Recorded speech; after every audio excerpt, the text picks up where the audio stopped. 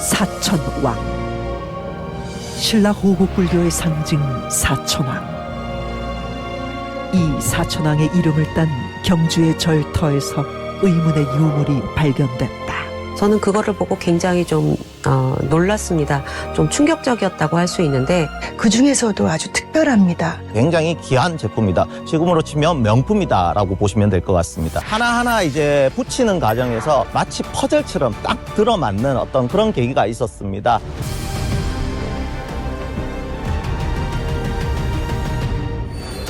신라 호국불교를 대표하는 사찰인 사천왕사. 건립된 계기부터 심상치 않은데 사천왕사는 당나라 군사들이 신라로 침략해 오는 것을 인지한 문무왕이 그것을 대비하기 위해서 낭산 남쪽에 문두루 위법을 설하고 그에 따라서 침략해 오던 당나라 군사가 수몰하게 되고 그를 기념하기 위해서 이곳에 사천왕사를 조성하게 되었습니다. 절터에서 발견된 유물의 정체는 녹유 신장상. 당시 최신 기술이자 고급 재료였던 녹색 유약을 사용해 만든 유물로 사찰과 중생을 지키는 수호신적 존재인 신장을 형상화했다. 특히 호국불교의 성격이 강했던 신라에서 신장은 국가의 안녕과 번영을 상징했는데 네, 녹유 신장상은 경주에서 그 일제강점기에 철로를 놓기 위해서 수리를 하다가 파편이 발견돼서 그 존재를 처음 알게 됐고요. 그 뒤에 그 일대에서 다양한 종류의 파편들이 나와서 이 전돌의 종류가 굉장히 다양하구나라는 것을 알게 됐습니다. 사천왕사 목탑에 기다대 장식됐던 녹유 신장상.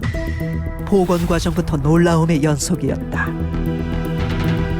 최초 발견 이후 100년 가까이 제 모습을 잃고 있었고 이렇게 제 모습을 되찾기까지 험난한 과정을 거쳤는데 2006년 발굴 조사를 통해 100년 만에 녹유 신장상이 빛을 보게 된다. 일제강점기 때 발굴된 유물은 경주박물관에 보관되어 있었고 2006년부터 출토된 유물은 저희 연구소에서 보관을 하고 있었습니다.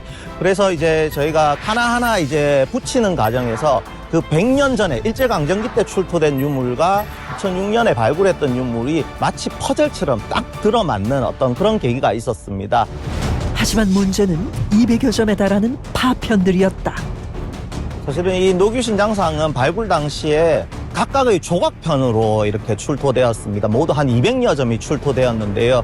그게 굉장히 이제 하나하나 붙여 나가는 작업이 쉽지 않았고 저희가 한 7, 8년에 거쳐서 실제로 손으로도 저희가 이렇게 결합해보고 또 3D 스캔을 다 촬영해가지고 가상으로도 다 이렇게 접합하는 과정이 굉장히 오랜 시간을 거쳤습니다. 실제적으로 그러한 과정 중에서 저희가 7년, 8년 만에 우리 녹유 신장상을 완벽히 복원할 수 있었고 100년의 기다림 끝에 세상의 빛을 본 녹유 신장상.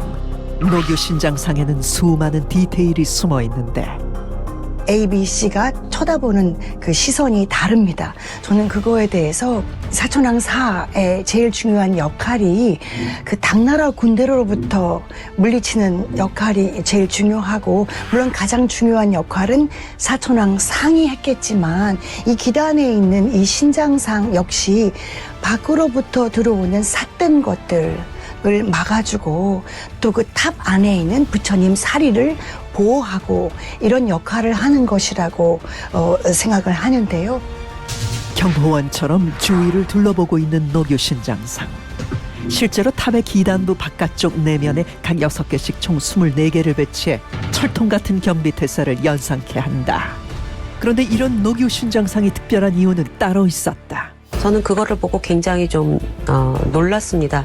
좀 충격적이었다고 할 수 있는데 왜냐하면 우리나라의 이 시기 미술들은 거의 대부분 딱딱하게 만들어져 있거든요.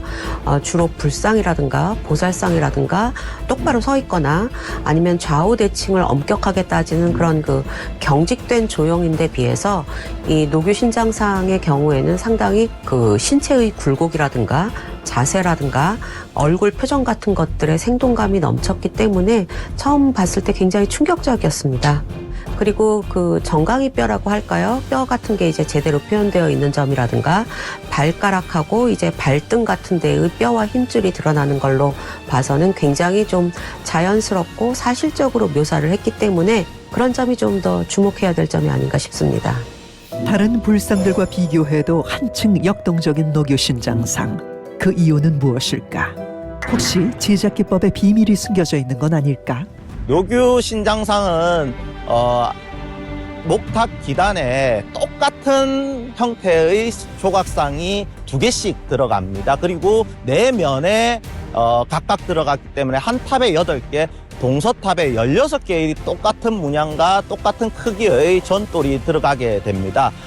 그렇기 때문에 하나하나 손으로 빗기는 어렵고 그것을 모두 한 틀에 찍어서 나타내는 어떤 그런 제작 기법을 사용했다라고 보시면 될 것 같습니다.